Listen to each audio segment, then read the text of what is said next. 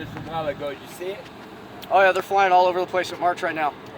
Super. Yeah, big one came on that big old airport waving. All day, every day.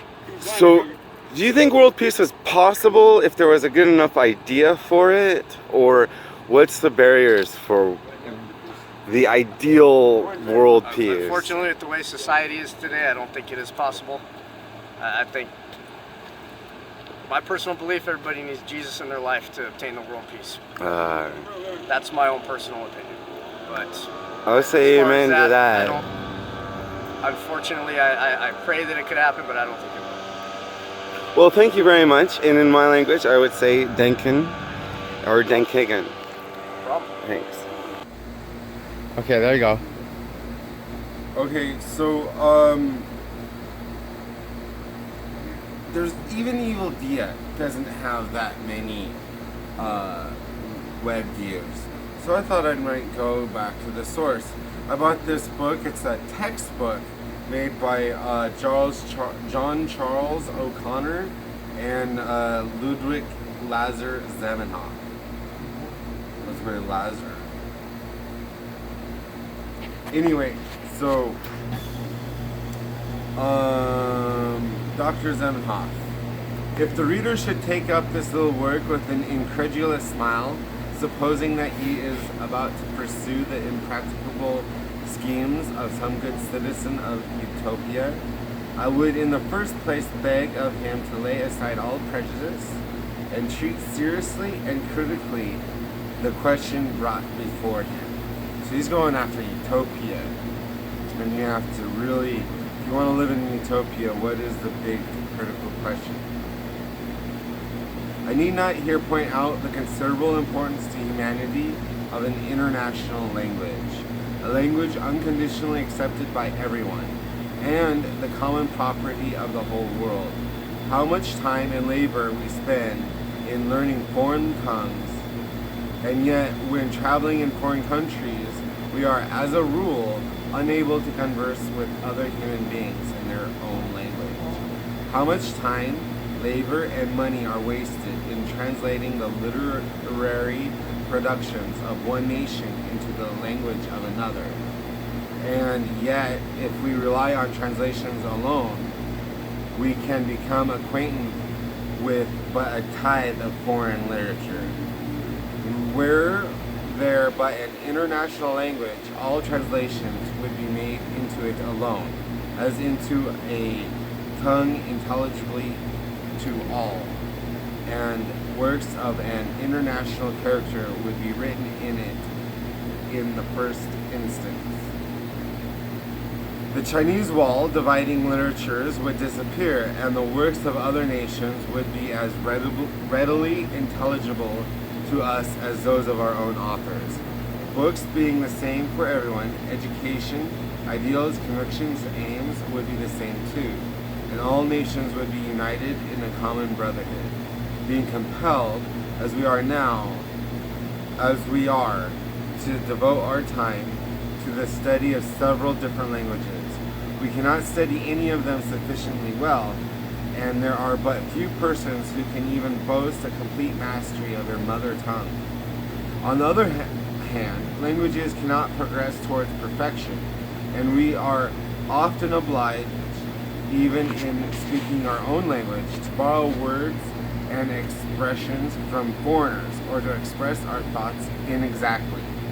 How different would the case be had we but two languages to learn? We should know them infinitely better, and the languages themselves would grow richer and reach a higher degree of perfection than is found in any of those now existing.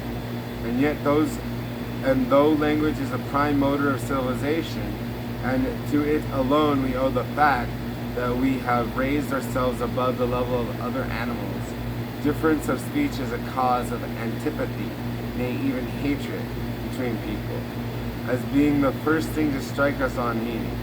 Not being understood, we keep aloof, and the first notion that occurs to our mind is not to find out whether the others are of our own political opinions or whence their ancestors came from thousands of years ago, but to dislike the strange sound of their language. Moreover, anyone who has lived for a length of time in a commercial city whose inhabitants were different unfriendly nations will easily understand what a boon would be conferred on mankind by the adoption of an international idiom, which without interfering with domestic affairs or the private life of nations, would play the part of an official and commercial dialect at any rate in countries inhabited by people of different Something's burning. nationalities. Something's burning. I will not expatiate on the immense importance which it may well be imagined an international language would acquire in science, commerce, etc. Moreover, has been once bestowed a thought on the subject will truly acknowledge that no sacrifice would be too great if by it we could attain a universal tongue. It is therefore imperative that the slightest effort in that direction should be attended to. The best years of my life have been devoted to this momentous cause. I shall not here enter upon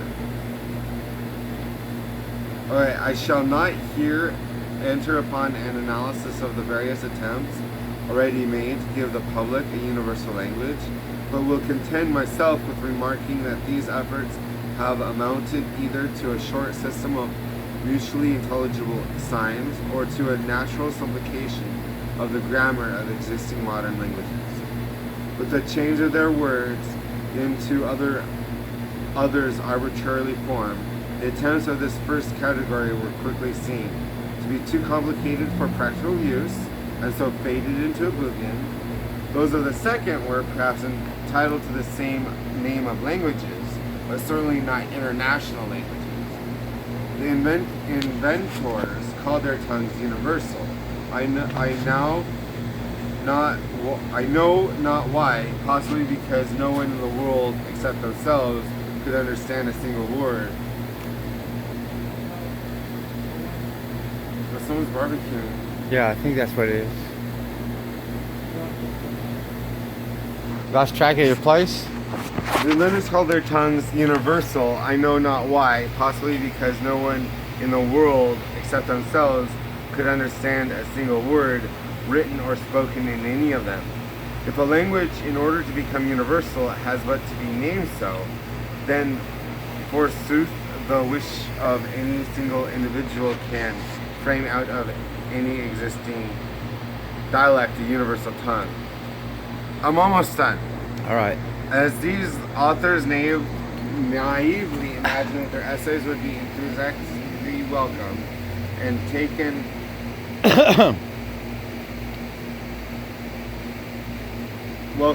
up by the whole world, and as this unanimous welcome is precisely what the cold and indifferent world declines to give, when there is no chance of realizing any immediate counterfeit, it is not much to be marveled at if these brilliant attempts came to nothing. The greater part of the world was not in the slightest degree interested in the prospect of a new language, and the persons who really cared about the matter thought it scarcely worthwhile to learn a tongue which none of the inventor could understand. When the whole world, said they, has learnt this language, or at least several million people, we will do the same. I have always been interested in the question of a universal language, but as I did not feel myself better qualified for the work than the authors of so many other fruitless attempts, I did not risk running into print, and merely occupied myself with imaginary schemes and a minute study of the problem. At length, however, some happy idea.